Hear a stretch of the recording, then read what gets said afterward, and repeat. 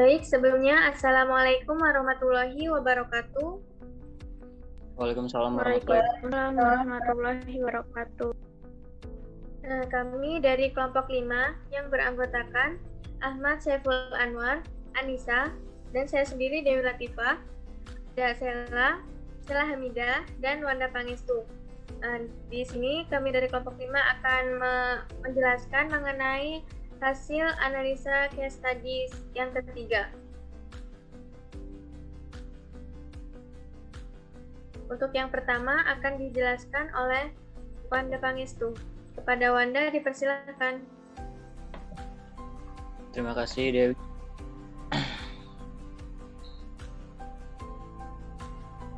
Pertanyaan pertama, berapakah peluang bahwa alel dalam gamet tersebut berasal dari ayah individu yang membuat gamet tersebut? Jawab, setiap gen spesifik dapat diandalkan ditemukan di lokasi tertentu atau tempat pada kromosom tertentu. Pada individu mewarisi satu salinan dari setiap kromosom dari ayah dan satu salinan dari setiap kromosom dari ibunya. Setiap individu memiliki dua salinan dari setiap gen. Karena setiap individu memiliki dua salinan dari setiap gen, setiap individu dapat memiliki dua alel yang sama, atau individu dapat memiliki dua alel yang berbeda. Ketika seorang individu bereproduksi, individu itu A1 dan A2 membuat versi baru dari setiap kromosom untuk keturunannya. Versi baru dari setiap kromosom adalah hibrida, dari salinan kromosom individu yang diwarisi dari orang tuanya sendiri. Setiap gamet atau telur atau sperma menerima salah satu kromosom hibrid ini dari induknya. Hasilnya adalah bahwa setiap gamet secara acak menerima salah satu dari dua alel dari setiap gen dari induk tersebut. Di sini ada peluang alel dari ayah sama dengan alel dari ayah per alel dari ayah ditambah alel dari ibu sama dengan 1 per 1 tambah 1 sama dengan 1 per 2. Selanjutnya peluang alel dari ayah sama dengan 0,5 dikali 100%. Persentase peluang atau alel dari ayah sama dengan 50%. Jadi, peluang bahwa alel dalam gamet tersebut berasal dari individu yang membuat gamet tersebut adalah 50%.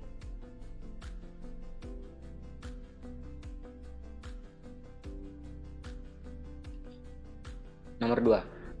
Apa peluang bahwa alel gamet tersebut berasal dari ibu individu yang membuat gamet tersebut? Jawab. Seperti terdapat pada poin A, bahwa setiap gamet, telur atau sperma, menerima salah satu kromosom hibrid ini dari induknya. Hasilnya adalah bahwa setiap gamet secara acak menerima salah satu dari dua alel dari setiap gen dari induk tersebut. Di sini ada peluang alel dari ibu sama dengan alel dari ibu per alel dari ibu ditambah alel dari ayah sama dengan 1 per 1 tambah 1. Hasilnya 1 per 2.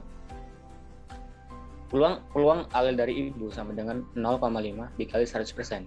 Persentase peluangnya sama dengan 50%. Jadi, peluang bahwa alel dalam gamet tersebut berasal dari ibu individu yang membuat gamet tersebut adalah 50%. Selanjutnya akan dibacakan oleh Saudara Anwar, dipersilakan.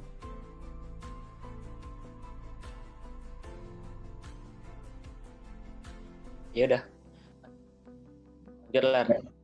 Baik, selanjutnya pertanyaan kedua.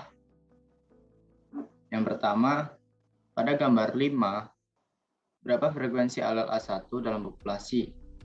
Yang dimaksud yaitu adalah berapa proporsi alel di lokus A yang bertipe A1. Jawabannya dapat dilihat pada gambar 5 pada soal bahwa proporsi alel di lokus A yang bertipe A1 adalah 6 dari 10 alel. Jadi dapat disimpulkan bahwa frekuensi alel A1 dalam populasi adalah 6 alel. Kemudian soal yang kedua, pada gambar 5, berapa frekuensi alel A2 dalam populasi? Yaitu berapa proporsi alel di lokus A yang bertipe A2?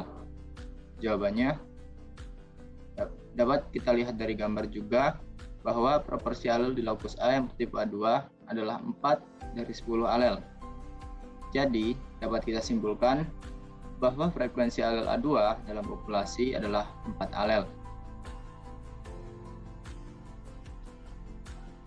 Selanjutnya akan dijelaskan oleh Sela Hamidah. Pada Sela, dipersilakan. Baik, di sini saya akan membahas pertanyaan yang ketiga. Mengingat bahwa populasi yang digambarkan pada gambar 5 mereproduksi untuk membuat generasi dari musim semi dan menggunakan frekuensi alel yang Anda hitung untuk populasi itu. Soal yang pertama, distribusi apa yang dapat digunakan untuk menghitung probabilitas ini? Jawabannya, distribusi Hardy-Weinberg standar adalah yang terbaik untuk menghitung probabilitas dalam frekuensi alel ini. Rumus populasi pada gambar 5 adalah sebagai berikut.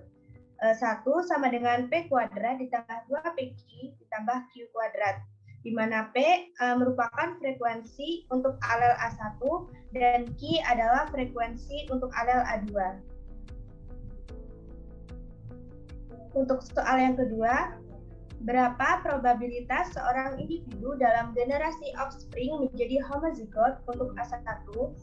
Jawabannya, karena setiap individu memiliki dua salinan dari setiap gen, setiap individu dapat memiliki dua alel yang sama atau individu dapat memiliki dua alel yang berbeda.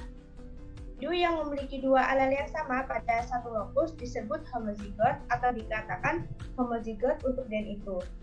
Maka dapat diketahui bahwa probabilitas individu dalam generasi offspring menjadi homozigot A1 yaitu jumlah probabilitas A1 dikalikan dengan sesamanya. Probabilitas A1 itu sama dengan 6/10, jadi bisa dikatakan sama dengan 0,6. Maka dapat dihitung A1 dikali A1 sama dengan 0,6 dikali 0,6 sama dengan 0,36 dikali 100%. Jawabannya yaitu 36%. Maka probabilitas seorang individu dalam generasi offspring menjadi homozigot untuk A1 adalah 36%. Selanjutnya akan dilanjutkan oleh Anissa.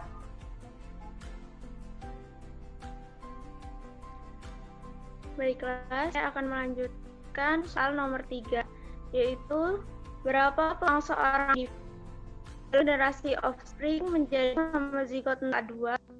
Jawabannya, seperti yang sudah dijelaskan dalam poin B, maka dapat diketahui bahwa probabilitas seorang individu dari generasi offspring menjadi homozigot A2 yaitu jumlah probabilitas A2 dikalikan dengan samanya. Probabilitas A2 sama dengan 4/10. Jadi probabilitas A2 sama dengan 0,4. Maka dapat dihitung A2 dikali A2 sama dengan 0,4 dikali 0,4 menjadi 0,16 dikali 100%. Hasilnya yaitu 16 sen. Jadi probabilitas seorang individu dalam generasi offspring menjadi homozigot untuk A2 ada 16%.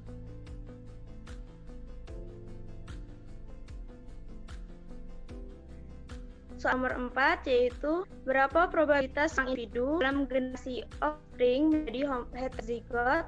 Jawabannya yaitu individu yang heterozigot itu individu yang memiliki dua alel berbeda pada satu lokus atau dikatakan heterozigot untuk itu.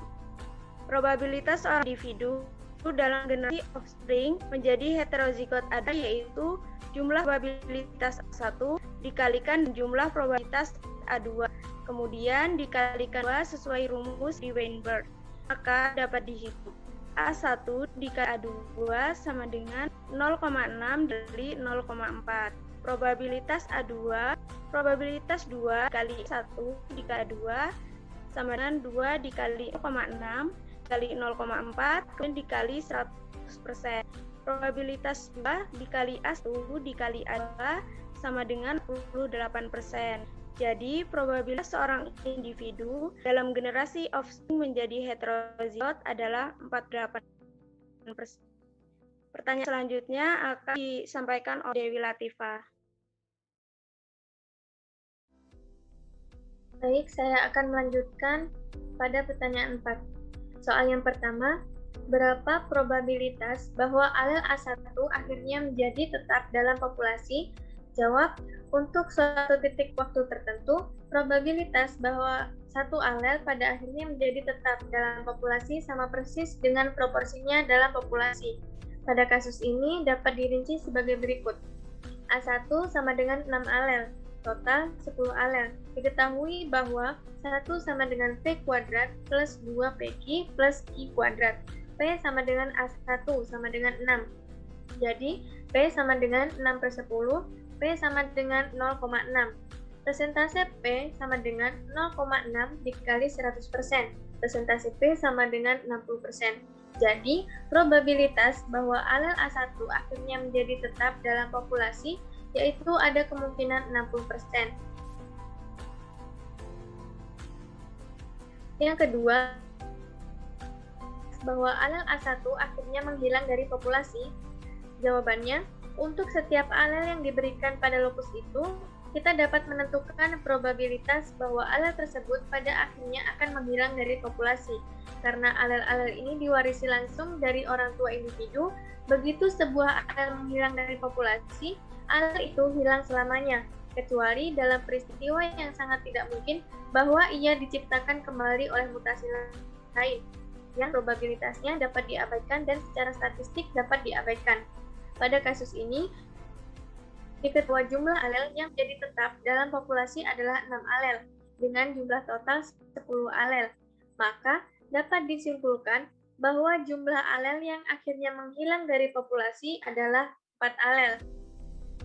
Probabilitasnya yaitu 4/10 sama dengan 0,4 sama dengan 0,4 dikali 100%.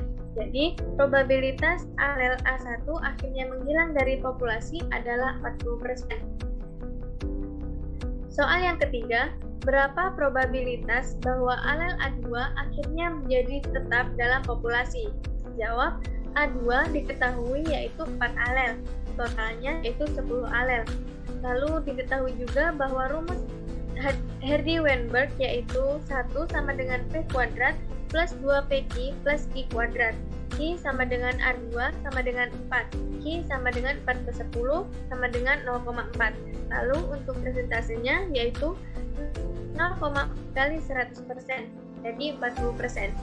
Jadi probabilitas bahwa alel A1 akhirnya menjadi tetap dalam populasi yaitu ada kemungkinan 40%.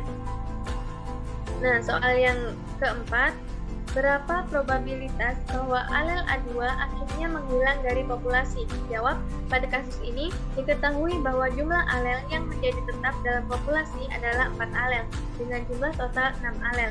Maka, dapat disimpulkan bahwa jumlah alel yang akhirnya menghilang dari populasi adalah 6 alel. Untuk probabilitasnya yaitu 6/10 sama dengan 0,6. Lalu persentasenya yaitu 0,6 dikali 100% sama dengan 60%. Jadi, probabilitas bahwa alel A2 akhirnya menghilang dari populasi adalah 60%. Nah, itu tadi penjelasan mengenai studi kasus dari mata kuliah genetika yang ketiga.